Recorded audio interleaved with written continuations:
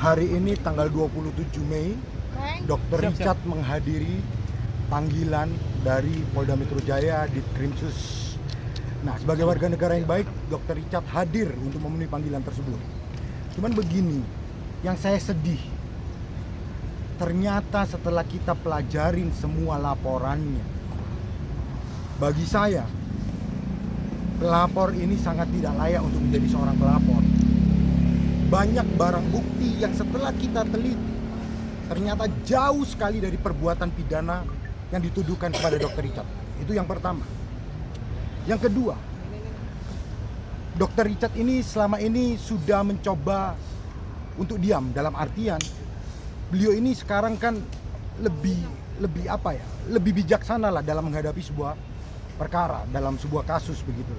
Tetapi ketika diserang-serang terus, ya tentu pada akhirnya kita akan menghadiri panggilan Polda Metro ini untuk membuka terang benderang laporan tersebut.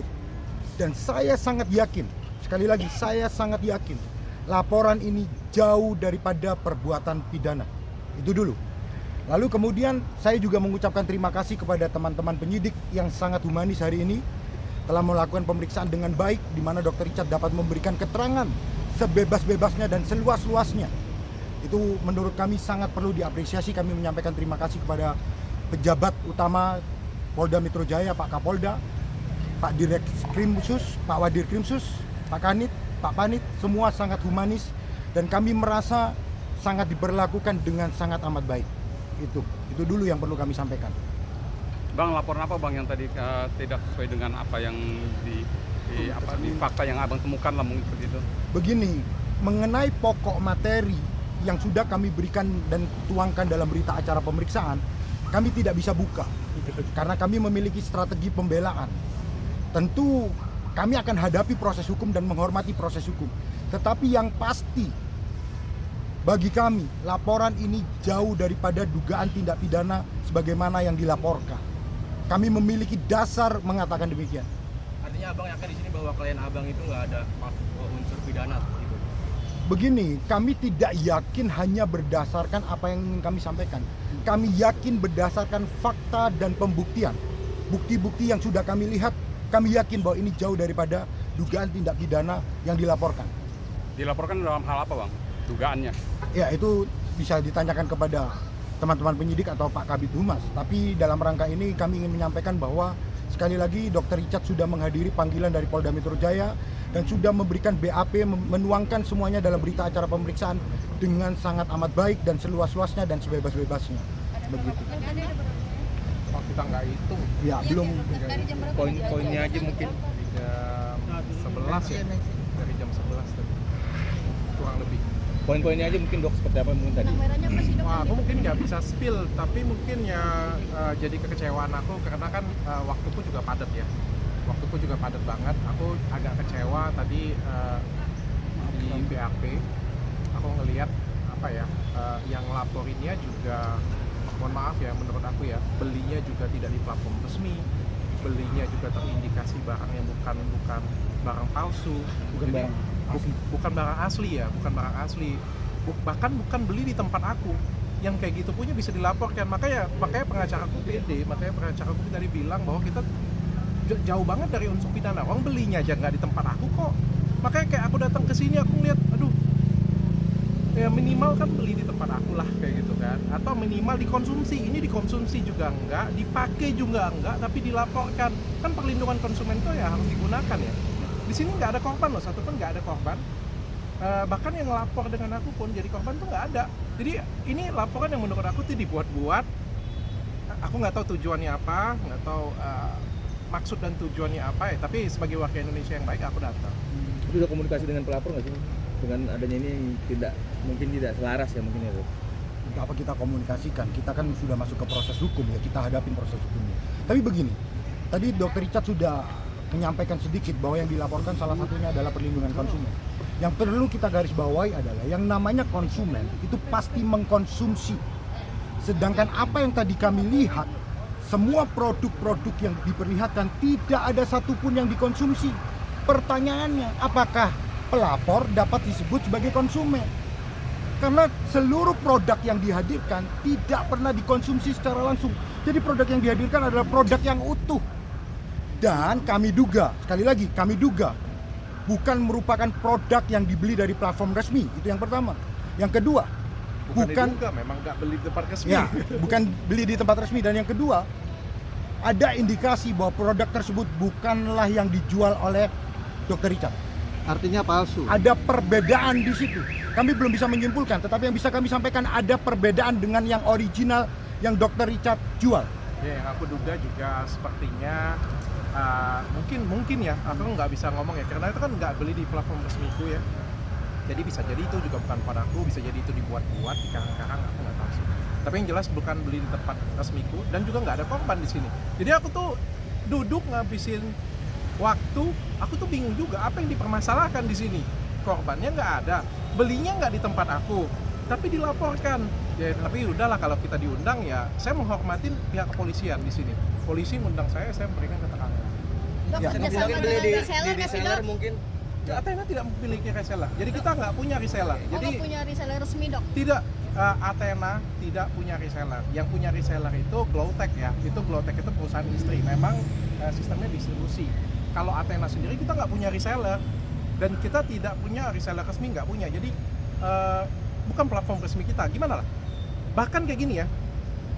Ini kasusnya dalamnya. Ada orang katanya beli dari tempat saya. Lalu pelapor si dokter S nih beli dari orang ini. Jadi terus belinya itu bedanya 1 tahun kemudian. Coba dipikir, barang siapa itu yang ada di situ? Dan tidak ada video unboxing. tidak ada video unboxing, tidak ada bukti bahwa itu produk saya juga. Dan setelah saya lihat produknya, mohon maaf, berbeda dengan produk saya. Secara fisik pun saya bisa lihat bahwa produk tersebut berbeda dengan punya saya. Makanya Ada satu kata kunci penting. Pembelian dilakukan tanggal 23 Juli 2023. Sedangkan produk itu diproduksi pada bulan Agustus 2023. Bagaimana bisa sebuah produk belum dibuat tapi sudah ada pembelinya? Catatannya ya, dibeli tanggal 23 Juli 2023, sedangkan produk itu diproduksi tanggal 8 Agustus 2023. Jadi dibeli sebelum produk itu dibuat. Nah, ini kan menjadi tanda tanya bagi kami, ini menjadi tanda tanya yang lucu. Dari mana produk itu didapat? Nah, itulah dasar bagi kami yang menjadikan kami menduga bahwa produk yang dijual bukanlah produk resmi Dr. Richard. Dok, seolah-olah ini sebagai musuh bebuyutan nih, Dok. Kemarin kan sempat dokter yang di Jakarta Selatan kan? gimana? Ada dugaan mungkin kaitannya sama laporan dokter di Polres Selatan. Oh, enggak ya. Kalau dari laporan sih sebenarnya beliau dulu yang ngelaporin saya. Saya kan terakhir ngelaporinnya. Kalau dari itu ya, nggak ada sih, kayak nggak ada hubungan. Dok, seolah-olah sebagai musuh bebuyutan nih, dokter S kan terus nyenggol-nyenggol dokter mulai dari produk sampai terakhir unboxing hadiah handphone, giveaway handphone itu iPhone itu gimana nih, Dok, responnya, Dok? Publik ya yang bisa menilai ya. Kalau menurutku kalau misalnya memang saya kan dari dulu terkenal masuknya di edukasi ya, dan saya fokusnya memang di edukasi. Maupun saya ke podcast sekalipun sebenarnya bahan yang saya bawa sebenarnya ada edukasi. Sekarang kalau misalnya dokter seperti itu, saya pikir publik lah yang bisa menilai sih apakah tujuannya memang edukasi. Kalau memang tujuannya edukasi, yang edukasi ke masyarakat, saya pikir nggak perlu kemana-mana sih.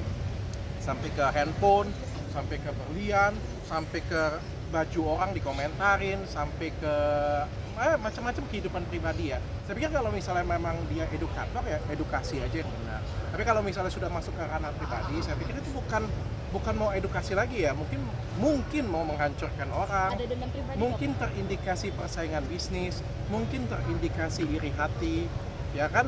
Kalau memang saya ya, jujur ya saya nge-review skincare, abal-abal loh, polosan Mercury, yang kita ngomong ini jelas-jelas jahat, tanpa terbantahkan bahwa di dalamnya ada kanker. Saya selalu ngomong ini produk berbahaya, tapi saya nggak pernah ngomong saya serang suaminya, saya sampai serang anaknya, saya sampai serang bajunya, saya sampai serang agamanya, nggak pernah loh. Saya cukup, kalau Anda masih mau beli, silakan. Saya sudah kasih tahu, tugas saya sebagai edukator cuma cukup ngomong bahwa ini produk berbahaya. Kalau nggak boleh dong maksa-maksa orang. Kalau orang masih suka mau beli, ya terserah kalian. Kalau saya, karena saya edukasi, bukan dengan penuh kebencian, itu kalau saya ya. Nah maka ya publik aja lah menilai ini benar-benar edukasi atau bukan. Cukup berat nggak sih dok, artinya sampai ya itu ke ranah sampai pribadi, nyenggol-nyenggol ya, bukan ya inti masalah dari ini. Diketawain aja mbak. Emang mengandung apa sih sampai akhirnya? Nggak ada produk, makanya saya juga bingung ya, produk yang kita laporkan semuanya BPOM ya bang ya. BPOM resmi. BPOM resmi, legal untuk dijual. Iya. Dok, mungkin ini kan sama aja kayak Mencederai. produk dokter nih. Makan sampai netizen ini banyak yang menghujat produk-produk dokter juga. Mungkin gimana Pak? Waktu yang bisa membuktikan sih. Orang bisa menghujat, orang bisa menjatuhkan saya, orang bisa mencibir. Tapi kan waktu yang bisa membuktikan semuanya ya.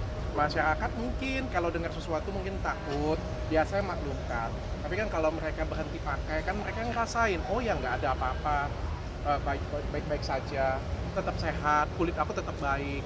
Terus menggunakan produk lain malah jadi hancur. Dan akhir-akhir ini kan balik lagi datang ke tempatku, ngerasa, oh ya beda jauh memang nyamanannya beda ya.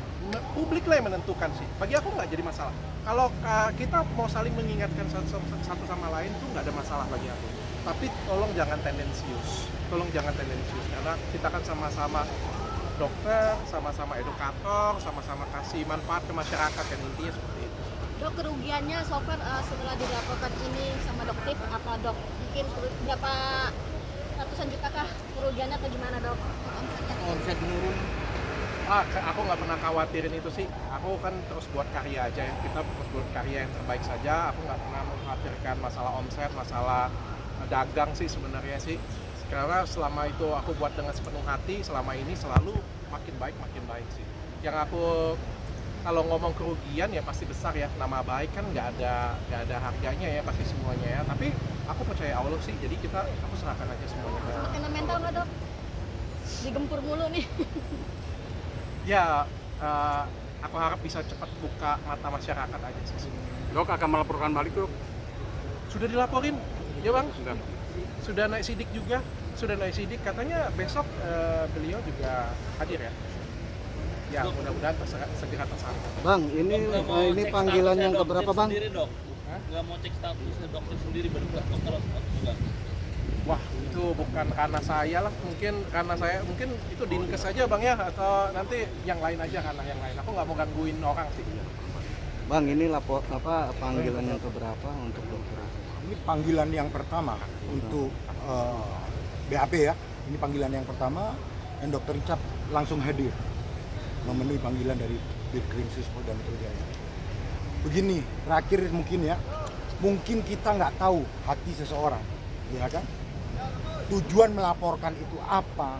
Apakah benar membela masyarakat ataukah untuk menghancurkan seseorang? Kita tidak pernah tahu itu. Tapi kalau saya melihat daripada bukti-bukti yang ada, bagi saya tujuannya sudah berbeda. Bagi saya, ini penilaian saya, bukan penilaian Dr. Richard, penilaian saya.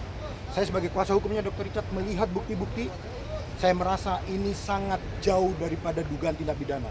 Maka dari itu saya mau sampaikan kepada pelapor, kalau tujuannya tidak benar, ingat, Tuhan tidak tidur. Itu aja. Kalau buat Dr. Richard sendiri, dok, artinya di kasus ini kan cukup melelahkan ya dari segi pikiran, waktu segala macam. Gimana dok menyikapinya, menghadapinya dok? Enggak juga sih, tenang aja. Aku sih senang, santai. Diambil hikmahnya saja.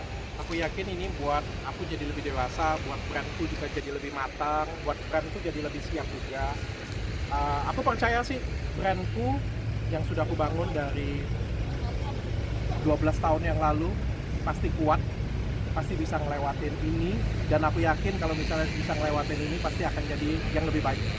Andai pun aku ngomong kayak gini ya, nggak ada manusia yang namanya tidak sempurna. Semua pasti punya salah. Begitupun juga brand, pasti ada kekurangannya. Aku nggak ada satupun brand yang sempurna 100%, nggak ada. Andai pun kalau brandku pun ada kekurangan, aku siap kok perbaikin. Jangankan itu kok, nggak ditunjukin sekalipun aku terus perbaikin diri kok. Itu adalah kewajibanku supaya aku bisa jadi tumbuh terus jadi brand yang bagus. Menurutku seperti itu ya. Yang penting jangan tendensius, itu aja sih. Jangan ada niat untuk menjatuhkan iri dengki ke orang lain. Oke. Oke, terima kasih semua.